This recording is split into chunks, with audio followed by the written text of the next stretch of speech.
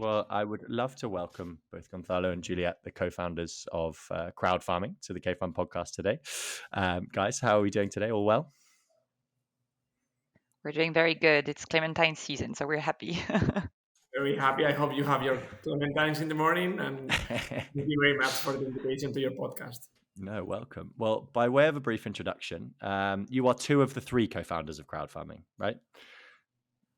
2 out of 4, I would say. My Two out brother of is four. a co-founder. He's not involved in the company, but we co-found Crowdfarming, Juliette Simonin, Moises Calviño, the CTO, my brother Gabriel.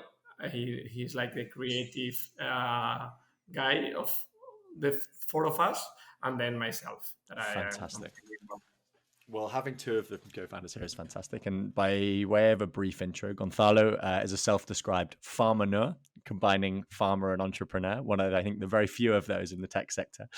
Previously founder of Naranjas del Carmen, a farm-to-consumer or farmer-to-consumer business that sells products from an orange plantation in Valencia all around Europe, which I think it's safe to say was where the crowd farming idea was both born, proven, and scaled before it became a multi-farm vehicle.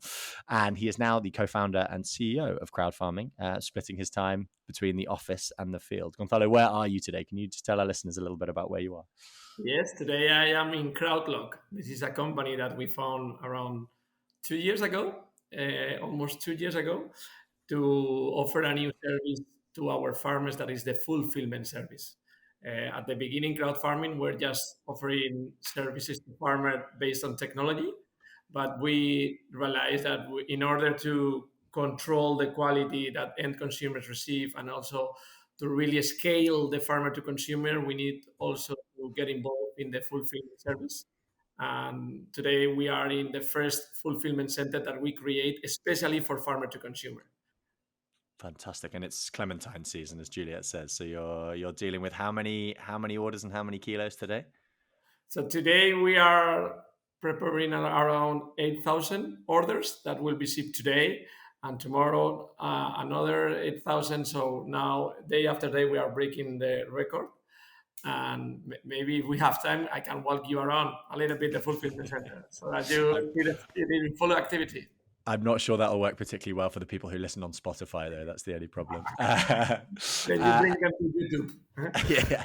And then we also have Juliette, who is the COO of Crowdfarming and studied at HEC Paris, worked at AXA for quite a long time across Paris, Mexico, and Madrid in various strategy roles before joining Naranjas del Carmen as CFO. And then I believe for the last 6 years since you founded Crowdfarming as COO here. So I would love to understand from you guys, firstly, I mean, how you met and came to do this, and then an overview of the business, because I imagine everyone listening will have a pretty good idea of what you do. But for those who might not, I'd love to hear what crowdfarming is and who you are and what you do from the founders themselves. Should we start with the business or with how we met? Maybe we start with Whichever you prefer. how we met and then the business. Okay. I'll give my version because it's very funny. We always have a different version between Gonzalo and I. so I'll start with my version.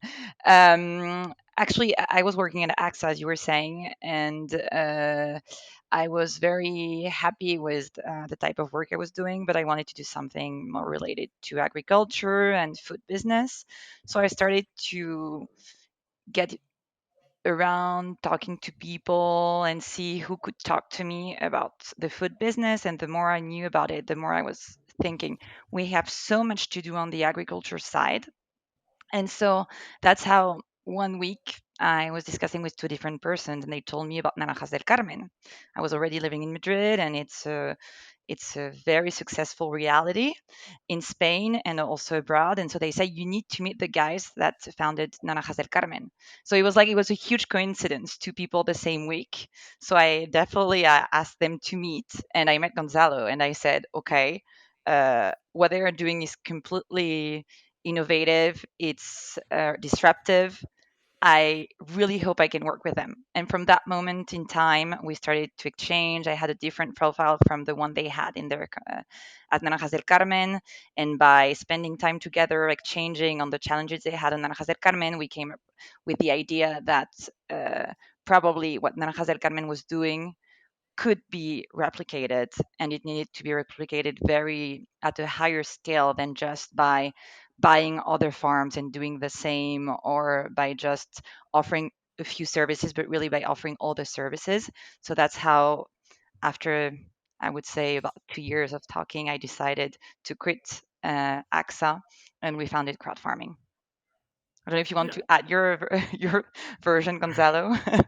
The reality is that when I first met Juliette, Naranjas del Carmen was already a bit positive, so I could make a living from Naranjas del Carmen.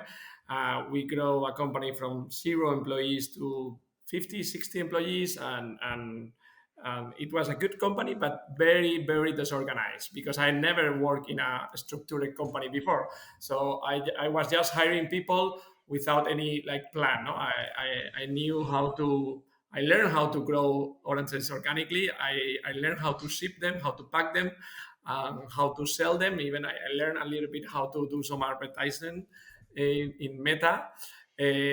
But on Wednesday, I was in Berlin in a fair, like spreading the word of Naranjas del Carmen. Mm-hmm. And on Saturdays, I was like preparing orders. So my job was very different. So we needed someone that organized ourselves. And the reality is that when I met Juliette after the first meeting, I tried to hire her as a general manager or as a CEO, so that I This is can. part of the myth. Here comes the myth. But she refused. Okay, so say, hey Gonzalo, really, I really appreciate it, but if I left AXA, I want to be more than an employee. Mm-hmm. So we decided to get to know each other better and to work in idea together. So almost every evening after leaving AXA, and AXA they were leaving very late, Juliette was coming to Naranjas del Carmen offices to build the fundamentals of crowd farming. No? Okay, what can we do to scale the farmer to consumer industry? So I think it is important that founders get to know them each other before falling in love too early in a professional way. Mm-hmm. So I think that it's good that we take our time to see what Juliette is good at, what I am good at, and how can we combine forces to make these things happen. Fantastic. And then, so could you explain to me a little bit? The Naranjas del Carmen model was obviously direct from one farm. You came up with the crowd farming model. Could you explain exactly what there was, what the problem you were observing was, and what the solution you came to with crowd farming? Yeah, well, in Naranjas del Carmen, we founded it because my grandfather used to have orange farm in Valencia, and my family, they were selling it. It was a loss-making business, and they couldn't afford to maintain this farm in Valencia, and we were not really enjoying it. It was more like a pain in the family, like it was cost money, and at this time, 2009, it was a big crisis in Spain, and I mean, none of my parents really have experience in running a farming business. No?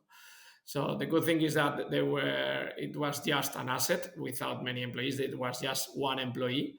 And when we decided, I decided to take this farm, and while my parents were trying to sell it, I decided to create a website.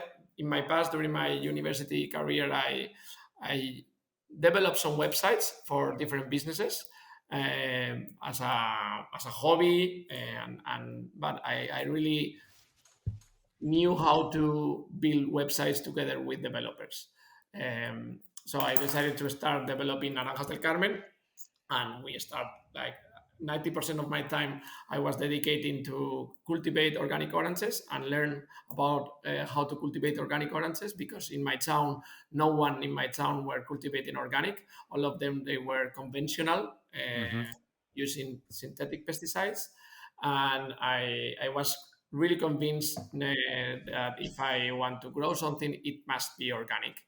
And I think this is because I used to live in Berlin for a while, and then I get to know the organic movement earlier than it happened in Spain. Fantastic. So we grow the business, and at some point, we were able to sell.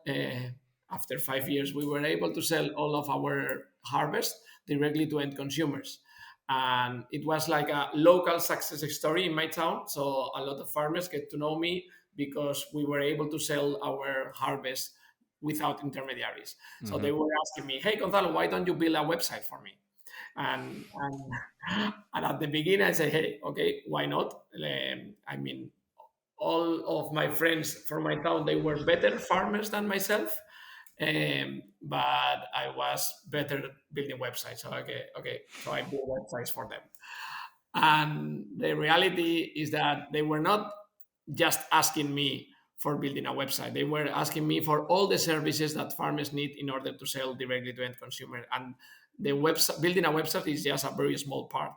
They Sure. need packaging development. They need a marketing strategy. They need to customer service for the customers that they acquire. They need Logistics. fulfillment, logistics. So they need everything. So this is why, with all these ingredients, we were cooking these ingredients together with Juliette and decided to create crowd farming in order to build all the services that farmers need to sell directly to end consumers. Fantastic. And so the business is one of the taglines is that it's a win-win-winner model, right? Could you explain a little bit more what this win-win-winner model means? It came from a joke that we have at the beginning of when we were founding crowd farming. So all the salespersons that want to sell you something, they always use this is a win-win. This is a win-win. So we were betting, okay, how much time do you think this guy or this person will use the terminology win-win in order to collaborate with us? No? Mm-hmm. How many times do you think that they will use it? So we decided that we wanted to create something more than win-win. No, win-win is the seller and the buyer benefit of something. No, Mm-hmm. so you as a seller want to sell something, and the buyer wants to buy something from you. Mm-hmm. But we wanted to add a third adjective that is the winner. So that means that this commercial relationship that we are creating from farmers to consumer must have a winner, and the winner is the environment. So, and this is also why we decided not to be a customer centric company, but more a mission driven company. That some of the investors or some of the stakeholders or some of the partners of Crowdfarming say, "Hey, are you not going to be a customer centric company?" I mean, we do care about what our customers says, but we don't compete in these frenetic races about short-term deliveries and so on in order to Mm-hmm. fulfill the what we feel, what we believe sometimes, but believe that consumers are demanding. If these demands go against what we believe should be sustainable or good for the environment. Fantastic. And so 6 years ago, you guys sat down with that idea. Yes, and just maybe to give a heads up on the win-win winner, because I think for us it's obvious, but it might not be to everyone. Uh, as Gonzalo was saying, so the first one, the win is the buyer, which would be the customer, because they get direct food from the farmer. It's organic. They know who produced their food, and it's at a fair price for both Mm-hmm. them and the farmer. Then the other win would be the farmer that is having the opportunity to sell directly to end consumer, that is receiving feedback, because this is extremely important in the traditional supply chain. You don't have any input on how your product is being sold or what is the feedback people are having on what they're eating, and you get a fair price, and you get also to change a bit the way you're working into a more sustainable way if that's what you wish, because you see the customers are asking for it.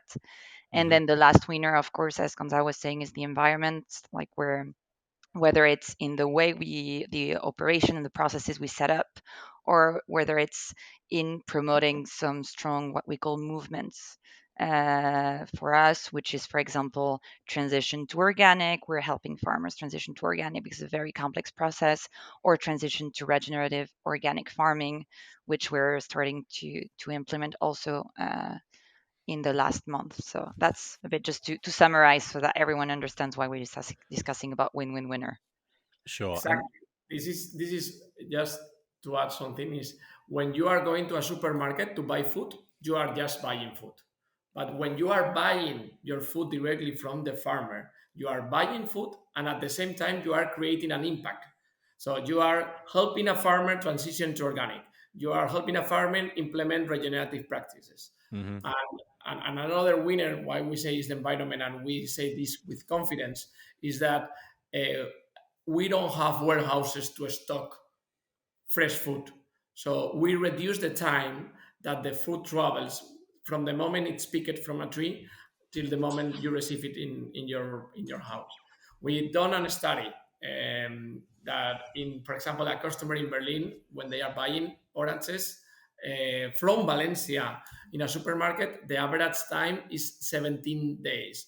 With us, the average time from the moment we pick the orange from the tree until the moment you receive them at home in Berlin is 3 days. So we reduce dramatically the time that the food is traveling. So this way we reduce food loss, and we also reduce the energy that the industry requires to maintain these orange in good conditions for longer period. So this is one of the things I think when we first spoke, Gonzalo, that fascinated me is you would imagine from a kind of like position of naivety that stocking things in bulk and then shipping them in bulk to one other place and distributing them through a supermarket network would be less environmentally unfriendly than the model you guys have developed, which is shipping to obviously a lot of people in their houses at one go. Could you explain to me how what you're doing is better and why that's the case? Yeah, sure. So we consider that the trees are part of our chain. So this is where is the best place to maintain an orange fresh? The tree. Don't pick it from the tree until you know where will end up. So when you are buying through crowd farming, at the moment you are pressing the buy button, those oranges that you are buying are hanging on a tree. So we are not able to offer you 5 minutes delivery, and we will never be. We don't like these kind of things. I think this is the typical obsession customer centric companies that are willing to buy now, buy now, buy now, and receive now. So those capitalists consume without really being a continuous consumer. So what we do is that we have built a really efficient supply chain, or are trying to build a very efficient supply chain, so that you buy, we pick from the oranges, we pack it on the same day or the next day, and we deliver to you in bulk with more parcels. Because the good thing about offering our services to more and more farmers is that we are combining products from different farmers so that you receive at home. Um, and then the last mile delivery, because I think I have explained why we are more sustainable from in the first mile delivery, Mm-hmm. no? But what about the last mile delivery? It is more efficient that 100 households go to a supermarket, or it is more efficient that a truck delivers 100 parcels to 100 places, no? So I think it's very obvious that a parcel, especially a transport, last mile transport company, is much more efficient delivering 100 parcels that 100 households go into a supermarket, because supermarkets, they don't know really the demand. There is a lot of food losses that is created in Mm-hmm. supermarkets because they don't know how the food will maintain or will yeah, develop. And I think it's very important on the first mile side to really understand that part of our job is to optimize the logistics. So we have a full team dedicated, and a lot of our technology is designed to make sure that we, as Gonzalo was explaining, will leave the premises of the farmers with full trucks that go to a place, and then we make sure it's delivered. And on the Mm-hmm. consumer side, just to give you some numbers, because we did a study, as Gonzalo was saying, in terms of food loss, usually in the traditional supply chain, we're talking about 20%, which is huge. Like it's Yeah. a lot of food that we lose in the process. For us, we reduce it so much that we reach, in the worst scenario case, which can happen, unfortunately, 3%. So it's Yeah. a huge difference on both sides. And also because the traditional food supply chain, how the orange or the fruits looks like, is very important for them. Yeah. For us, it's not. So we are using this direct relationship between farmers and consumers to demystify some beliefs that quality means beauty. So this is a really interesting area because I think the UK, obviously being English, the UK went through this 10, 15 years ago. The whole idea, we call it wonky veg in England, right? And it's this whole trend of the Riverfoot Organics of the world doing the whole wonky veg movement. And I think organic is a concept for the reason for which I do not know, but organic is something we're very comfortable with in England. Like Prince Charles has been pioneering organic for 30 years, right? Why, could you explain why organic? What is the value? What's the importance of it? Because it's something that for a foreigner living in Spain, I don't think I've even seen an organic label or not noticed that I've seen one here, right? It doesn't seem to be a concept that's even discussed in the consumption of food down here. Yeah, our vision is to create the most sustainable food supply chain. And in order to do so, we are not just focusing in the logistics, but also in the way our farmers are producing food. Sure. So for us, organic is not enough. So organic, we believe and we like the organic certification because it's an official certification created by the European Union, and we are big supporters of it. But in order to really reestablish the ecosystems and restore the ecosystems, we need to go further. So this is why we have created these movements that Juliette was explaining at the beginning. We are helping our farmers to measure what the impact of the farming that they are doing, and also translate this info to consumers so that they can make their purchase decision with more consciousness. And for us, I think one of the most worrying aspects is whenever you look at emissions globally, agriculture is always on top, like saying, "Oh my God, it's a catastrophe."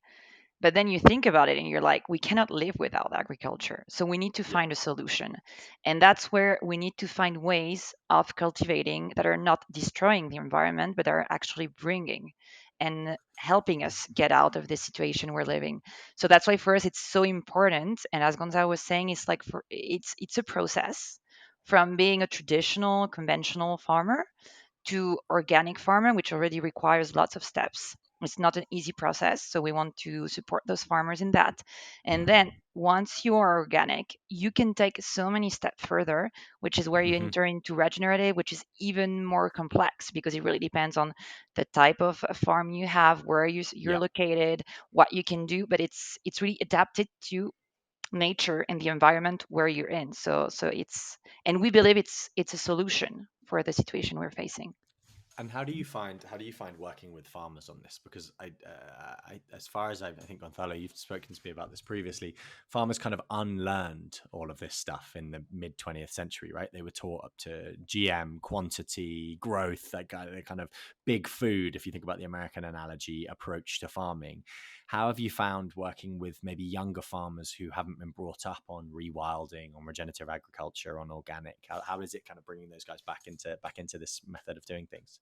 Yeah. To understand the farmer's mindset, it's really interesting to look at the newspapers or that from the 80s or the 90s.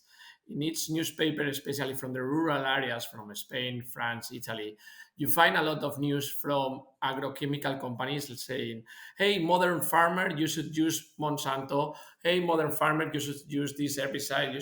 So they have, to a whole generation of farmers, they have convinced them that using synthetic pesticides is what modern farmers do. So trying to convince farmers between, I would say, 45 to 65 years old is really, really, really difficult. Sure. If you find like a really old farmer, like not really old, sorry about that, but 80 years old farmer, they used to cultivate at the beginning more organically, so there is a lot of things to know from them. So I think farmers, like humans in general, they need to be convinced by example. So we need to prove, and also allowing them to think in the long term, because it's true that if you use a lot of synthetic pesticides and you use a lot of water and you don't really take keep in mind the resources that you are using for your cultivator. In Mm-hmm. the short term, you produce more, but in the long term, you are extracting all the natural resources from the soil, and you are creating deserts. So we really need to let farmers cultivate in the long term. And how we can help them as consumers, like not converting the agricultural farming into the clothing industry. So Sure. the cloth industry changed too fast. One thing that is the moda now is not In fashion, it's not fashionable. it's Yeah. not fashion. Okay, so it cannot change. So farmers need to take decisions for the long term. And I think there is a very, and I'm sorry, it's a bit less romantic than your vision, Gonzalo, but there's another Spoken like a point true here COO. that is a bit more down to earth, and which is great, which is consumer. Down Consumers, to I earth, think we're all, my vision is really down to earth. yes, sorry, but it's very romantic. Mine is going to be less romantic. So consumers, we're all of us, we're learning about the benefits of organic, Mm-hmm. and we're looking for those products. And if you look for those products, then you're going to have farmers willing to grow organically because they're Sure. sure they can make a living out of this. Because we shouldn't also forget that for some farmers, sometimes the market is extremely difficult. And so we can actually, as crowd farming, tell them, look, it's going to be good on the long term for your soil, for everything. If they're not going to be able to sell it on the short term, it's a problem. That's why it's really a question of aligning demand and supply. And that's why it's so Mm. important to have this direct contact, as we were just saying at the beginning, between the farmer and the consumer, so that the farmers learn from what they're expecting as consumers, and Mm-hmm. that's a good thing. I mean, I think we're going in the right direction. Fantastic. And I think in order to farmers to create more organic and introduce regenerative practice in their farm, the biggest solution, or the solution that creates the biggest impact, and this is what we have learned, is the direct sales. When they receive feedback from the end consumers and you Sure. allow them direct communication channels, this creates much more consciousness in consumers and in farmers than any kind of legislation or any kind of subventions that you can give to farmers. Interesting. I mean, it's funny, right? And I'm going to give you guys a plug here. I just ordered a bunch of clementines from, what was it, Hortel Zephyr, Yeah. because I couldn't have you on the podcast without having ordered something from Crowdfarming. And from It a is mandatory in It's order to mandatory, exactly. 30 minutes This is for, way better than when we have enterprise SaaS customers and we have to spend €1 million on their product. But from a relationship to the food perspective, I'd never known the name of a farm I'd bought something from before. I don't know how this is going to change my consumption of it, but just in terms of thinking about, like, there is a tree that I now own or that I've now contributed to, and I will have a product from a farmer who I've seen a picture of. I think it's a really interesting way of reframing it, and so maybe that works nicely into. This is sadly a tech podcast, and so I'd love to talk to you a little bit about, like, technology has been an enabler here for you guys, right? This could not have worked in a world of telephones or anything beforehand. Over the 6 years, could you give me a bit of a story on kind of how the tech has developed? And I think really interestingly for our listeners, but for me personally as well, how the tech has enabled you guys to do things in a different way. Like, for example, Carlos was telling me a fascinating story the other day about how you've realized that citrus to DAC is a amazing route, right? That you found selling citrus fruits to the DAC region is like an incredible kind of revenue driver for you guys. How has tech played a part in what you do? How has it optimized things? How has it helped you grow?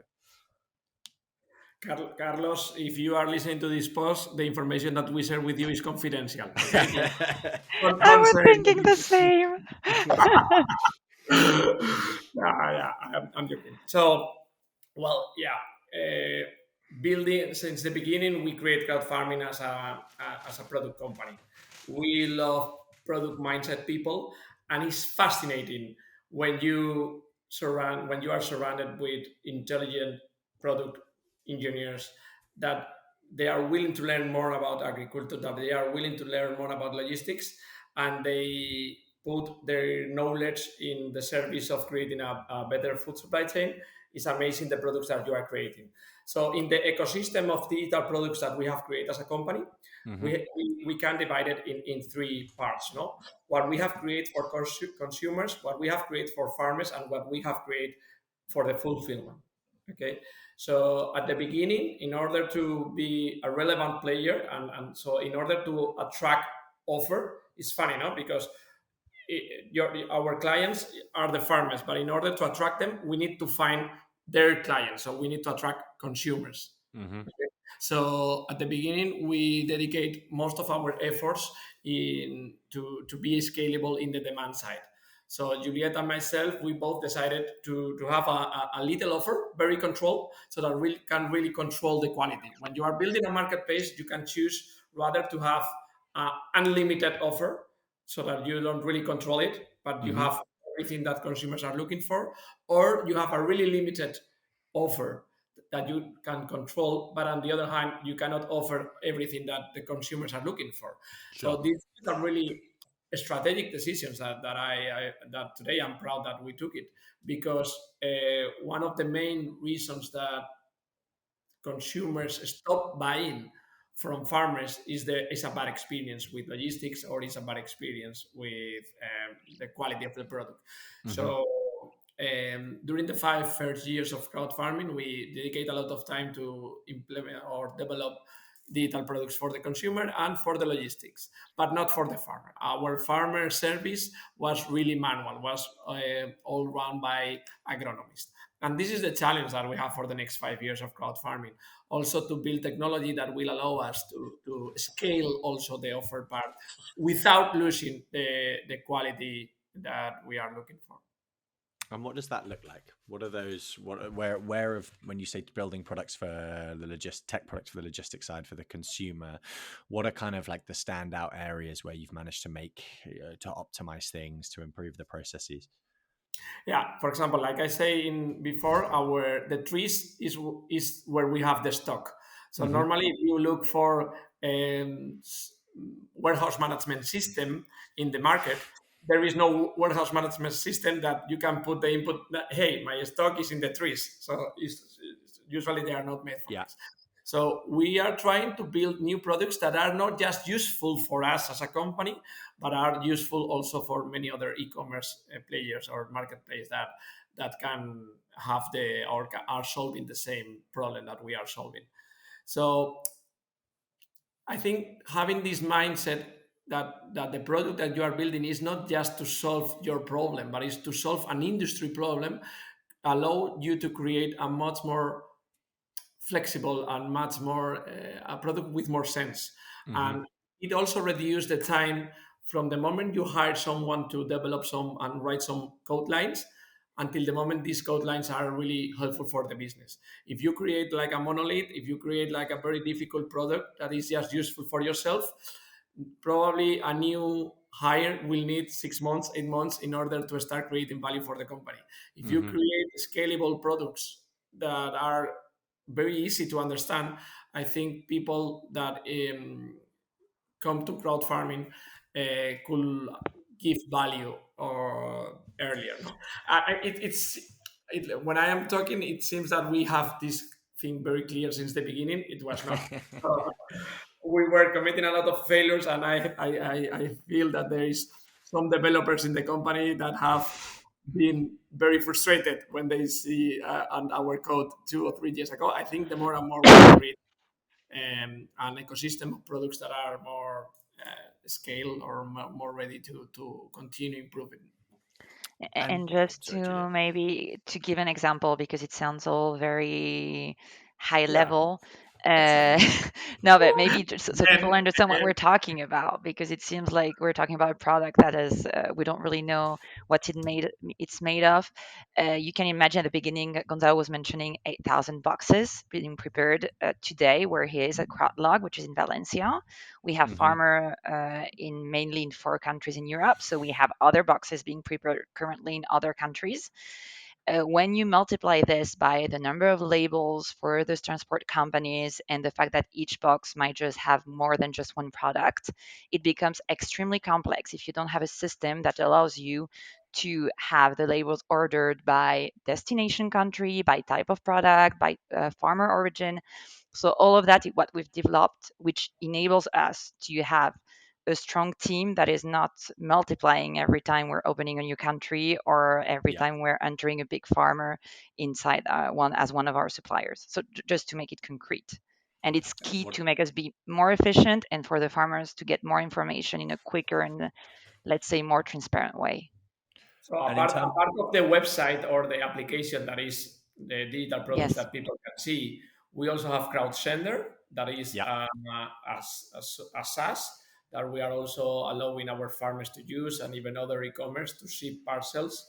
And it's very UX friendly build, and yeah, really strong software.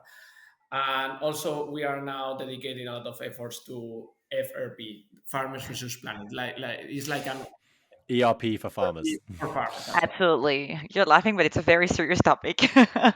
Sure. Can you explain that a little bit more? Well, Juliette? it's mainly as Gonzalo was saying right now. It's very every time we have to onboard a farmer and to Hmm. manage what we call their projects, which is all the product they're saying on crowd farming. It's still very manual. So we're trying to automate all the part that we can automate in order for them to make it easier for them to enter our website. If you're a farmer, you say, okay, I'm producing that. I'm organic, and I'd like to offer boxes this size from that moment to that moment because this is my season for shipment of the crops. But to do so, it requires a lot of work on the product side. So that's what we're trying to build. And of course, with maintaining, as Gonzalo was saying, we have agronomists on the ground. And for us, it's absolutely critical to have them.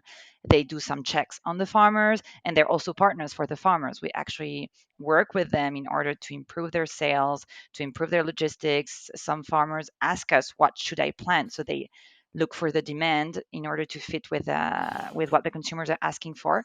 And so we want to keep that agronomist part, but take away from the agronomist and the farmers the administrative part, which is definitely something we can automate in For very example, summarized way. yeah, really good. For example, Max, you have adopted a Clementine tree. So, I mean, it's something that has a life, and we want to communicate with you how your tree, what are we doing in the farm that your tree is planted in order to Hmm. have more healthy soils or in order to produce better food. So, all these to do in a scalable way today, we have almost, I think, 270,000 trees that are adopted. So for more than 400 farms in Europe, and so we need to yeah all to build technology in order to make this happen. And how are you doing? Because I know, and it's jumping probably to another point that I wanted to discuss. Is I was reading the other day, right? 2022, more than 6% of all Spanish harvests were lost. The droughts in 2023, you saw 80% lower cereal harvests. I think half of the expected olive oil harvest, almonds about half as well. This is all data from the Unión de Pequeños Agricultores y Ganaderos. But from a prediction perspective, because you're pre-ordering the stock, right? As in, or if I'm a consumer, I'm pre-ordering my products from Crowdfarming. When you talk about having an ERP that's based on trees, not on boxes, are you standardizing? You saying a kind of a tree of this age in this region is likely to produce this many kilos of, say, I don't know, for the case of argument, clementines, and then you're having to gather kind of live data from the farmers on how those harvests are performing and editing stock. Like, how do you adapt stock to something that is, you don't have buffer, right? You're selling up to the end of the harvest. So how does that work from a planning and a technology perspective? Well, this year we suffer a lot because of the biggest threat that we are living in South Europe. In April, when you were visiting crowd farming, there were not orange left. But Yeah. in all supermarkets, you were finding oranges, and our customers say, "Hey, why don't you have any more oranges? I'm going to supermarkets, and there are oranges because supermarkets, if there is no harvest in Spain, they bought from South Africa or they bought from South America, so they bought from all any other continents. We want to feed Europeans with Europeans fresh products, Okay. Hmm. We also import coffee, we import chocolate, but we don't import fresh products because we believe that in Europe we are cultivating our farmers, 10 million farmers are cultivating enough fresh products to feed Europeans. So sometimes, yeah, nature has the last word. So we try to plan, we have a lot of data, and we try to plan how much can we sell for per farmer or per farm, but sometimes we fail. And this year happens to us in a very dramatic way, and our second quarter was really difficult to navigate. Sure. So since then, we have developed a lot of unhappy paths when these things happen. No, you can we when there is no food, you take your money back. So because crowd farming is not an NGO, so Sure. we are not an NGO for farmers. We want to be a very competitive market, competitive to create a very competitive market and compete against supermarkets. So Sure. it's not just that Max is a good guy, has paid for the maintenance of a tree. He will not receive any food. No, this will not happen. If Yeah. the farmer is not allowed to serve your food, you will get your money back in crowd farming because there is insurance that farmers can ask for, and yeah, not everyone. I think the solution that we are providing for farmers is to have a fair price, and this fair price includes climate disaster that may happen. So if you are paying a fair price for farmers, they could navigate difficult times. Hmm. Okay?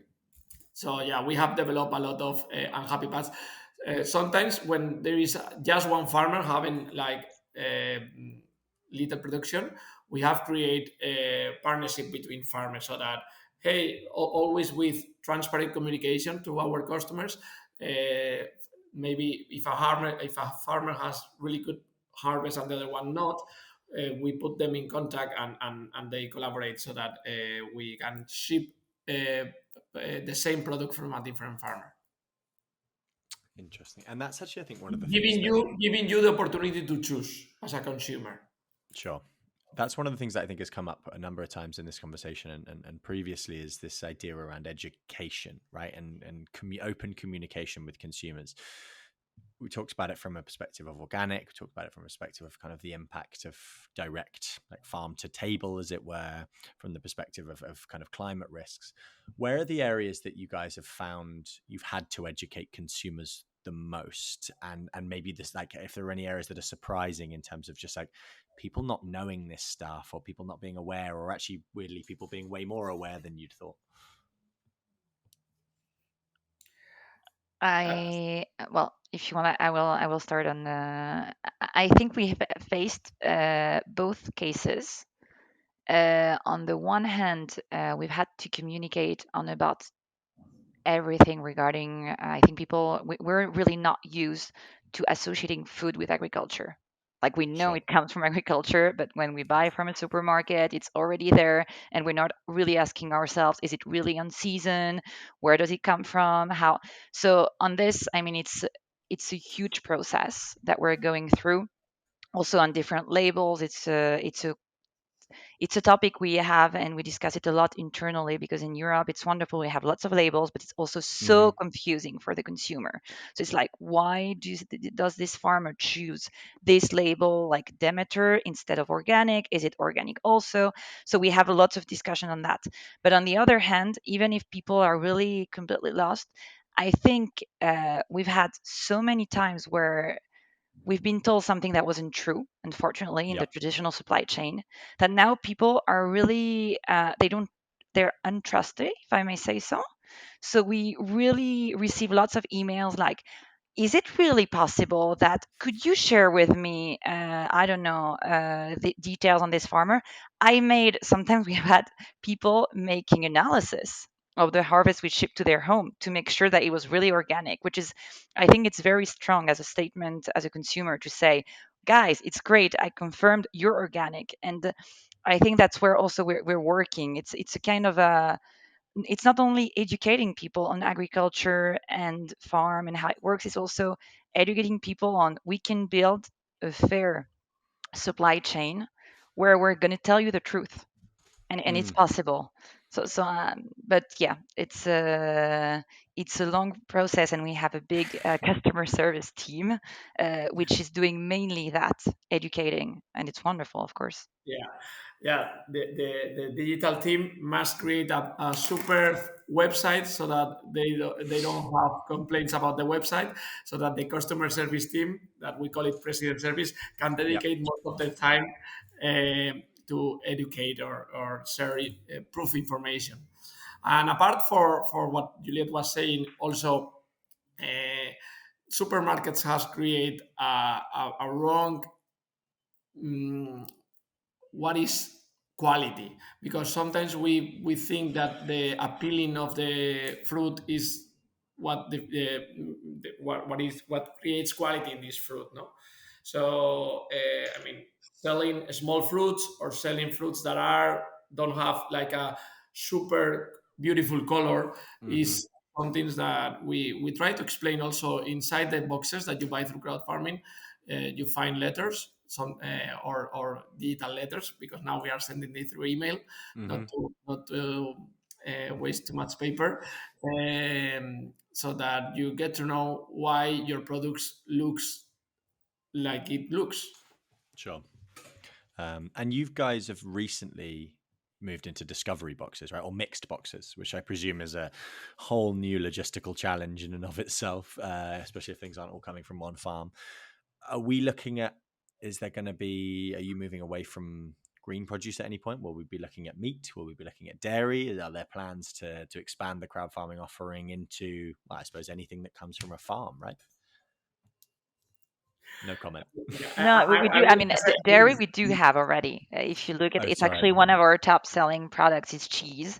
So we do have on the rest. I think to be apart from let's say philosophical questions regarding whether or not to sell meat, because on the one side you need to have lots of I mean, we're not a vegan company, but still, and we're promoting regenerative agriculture, which includes animals. So but we would need to make so many checks. We're already checking on the ground regarding meat or fish. And apart from that, the logistics is much more complex, that it's a huge step. And right now, at least on my side, I think we have so much to develop new products. Dairy, we can go much further, because right now we have a kind of a cold chain issue, and some cheeses we're not able to ship them. So we still have lots of things to do before having to enter the meat and fish world. Let's say it like I would like to reinforce. I mean, we are not a vegan movement, even though we have a lot of vegans inside the company, and we share with them that we need to eat less meat, and that in our database we know that there is a lot of vegan. And this is my personal opinion. Sorry if I hurt someone. I don't feel that converting all the people in Europe to veganins will make a most sustainable the most sustainable food supply chain. Okay. We need animals in order to cultivate our oranges. We need to create compost. So what I do believe, and I am big defender, is that we cannot eat all the meat that we are eating, and the meat should not be produced in the way it is being produced. Absolutely. It's the I'm sure you guys have come across Michael Pollan, right?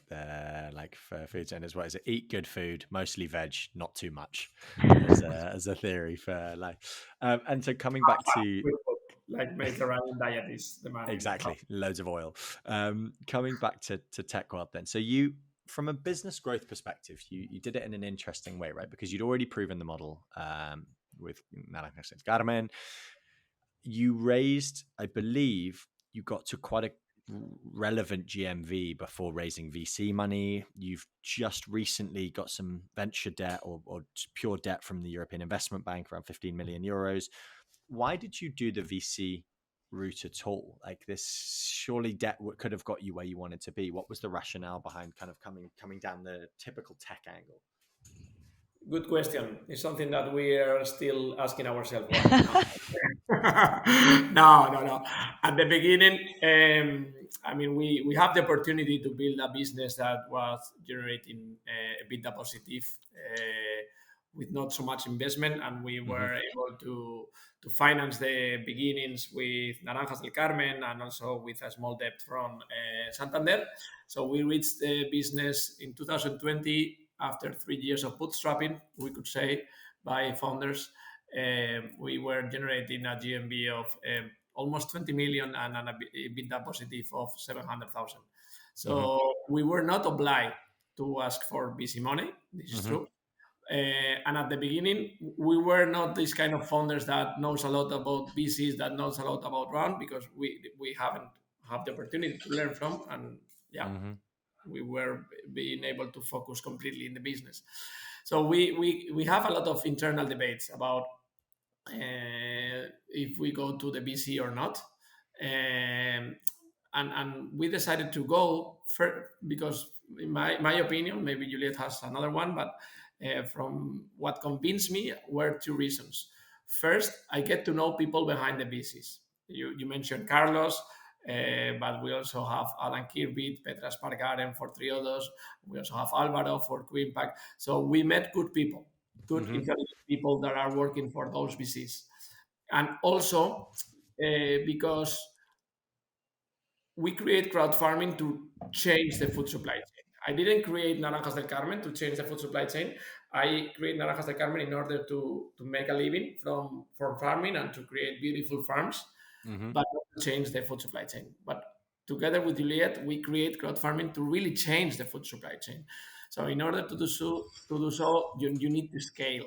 And in order to scale, you need to attract talent. You need to invest in logistics center like this one. And this is one of the main reasons. Before the VCs, we were not offering fulfillment service to farmers. Sure. And we wanted to have the possibility to invest not just in growing the consumer side, but also in creating a better experience in terms of fulfillment. And this is why we decided to invite 3 impact investors to crowdfarming, which is QImpact, Triodos, and Seaya, that are very happy supporters of our mission. And also now we were selected, I would say, by the European Investment Bank as it's something that we are extremely proud. I personally feel very European. I love Europe, and I love. So do I, but I'm English. This is a okay, tricky point. Moving on. I consider England also Europe, but I love the farming industry in Europe. Is something that I love. I love it. I love farmers in Europe, and I do want to change it. So we were really, after 18 months of conversations and with the JEB and audits from them, we signed a loan of 50 million for the next 5 years. And that's, I presume, more CapEx investment than OpEx, or are you using more technology and business development to put more farmer hunters in more countries but not necessarily CapEx. Fantastic. Well, I think that leads on to maybe one of my last questions, which is, I believe I'm right in saying you're the biggest food marketplace in Europe now. Is that correct? Or the organic food? Yes. Biggest organic food marketplace in Europe. And you are you able to tell me what GMV you guys are doing at the moment? Yeah, this year will be between 50 and 60 million. Fantastic. So, you're at a serious scale now. You're working with thousands of farmers. You've got, I presume, tens of thousands of customers. We're not working with thousands of farmers, just as a heads up. We're working hundreds of farmers. Yes. Where does this go? What's the end goal for crowdfarming? What, 5 years time, 10 years time? When you guys sit down and retire in many, many years, what do you want to have created with this business?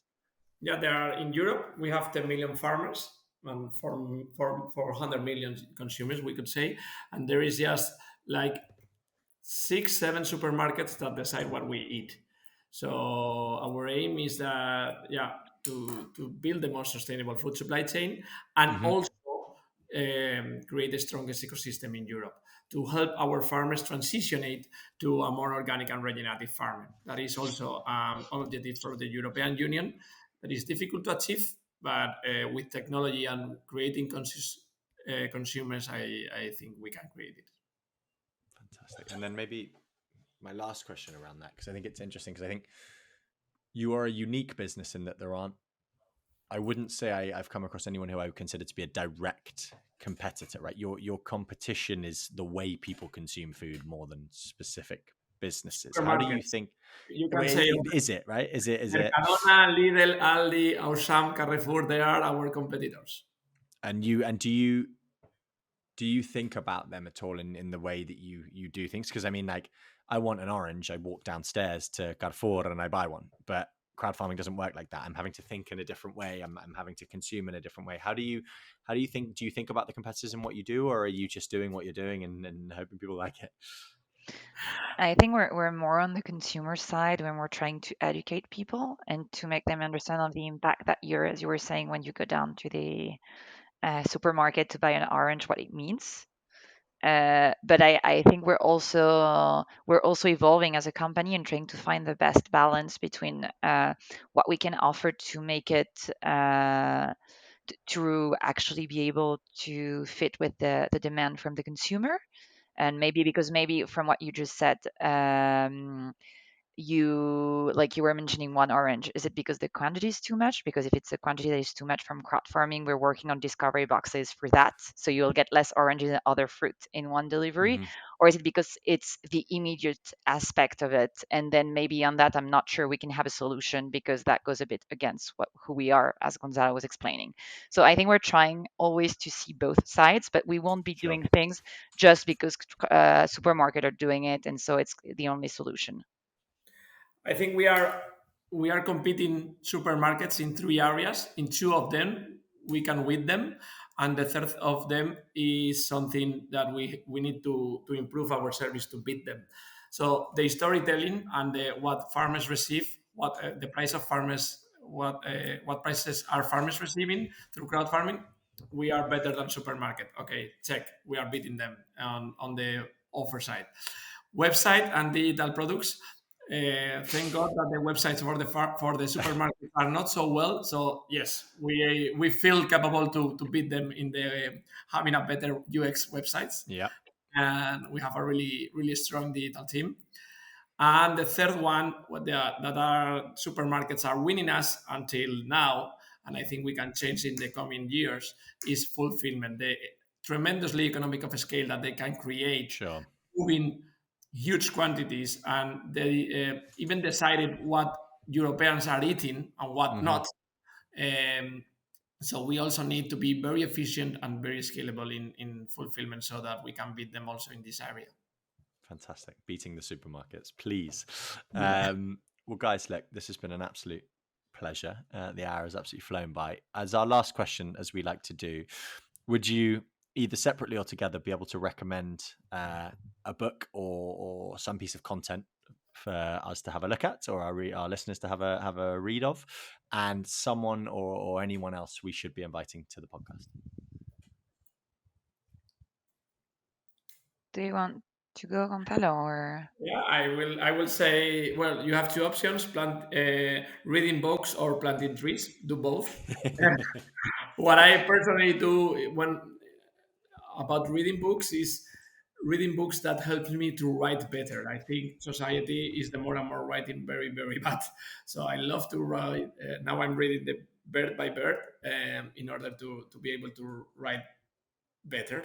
What was it called? Sorry, and who was it by? Bird by Bird. I don't know the author now, but I will send you later. Yeah, and I will recommend you to interview. I don't know if you did already. Maybe Luis Bardaji from Tracksters. I think we might have done, but I'll check. Yeah. Yeah. So they are amazing team, and they are I will not say destroying. They are really improving the supply chain by transport. Fantastic. And what about you, Juliette?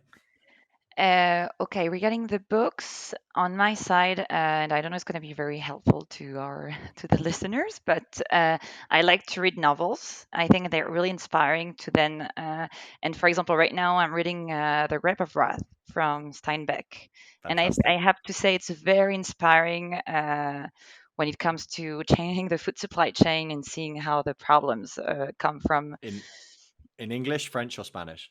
In English. I'm trying to do it in English. I think I always Fantastic. That's what prefer I want to to hear. read, if I can, authors in their language. And then on another, if it's a bit more related to business, I read a book that was quite interesting in terms of culture in a company that is called Healthy Business from Alan Insurance, which is this company is very well known in France for what they Alan. yes for what they've developed, and they have a very very specific culture.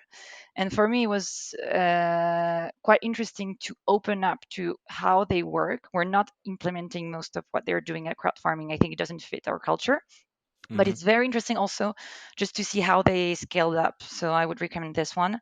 And in terms of people to come to the podcast, if we're talking about technology and food industry, I think it would be interesting to have someone from Yuka, which is the app which is working so well in Europe, where you get a result of what is the product that you're buying, what are its ingredients, and is there anything, and what's the quality behind it. So I think it should be very interesting, and it's all based on technology, so could be interesting. Fantastic. Well, guys, look, thank you again, Gonzalo in Valencia. Good luck with the picking and the pack, well, the packing more than the picking. And I look forward to seeing you both in person very soon. Thank you so much for the Thank invitation. you. Bye. Have a nice day.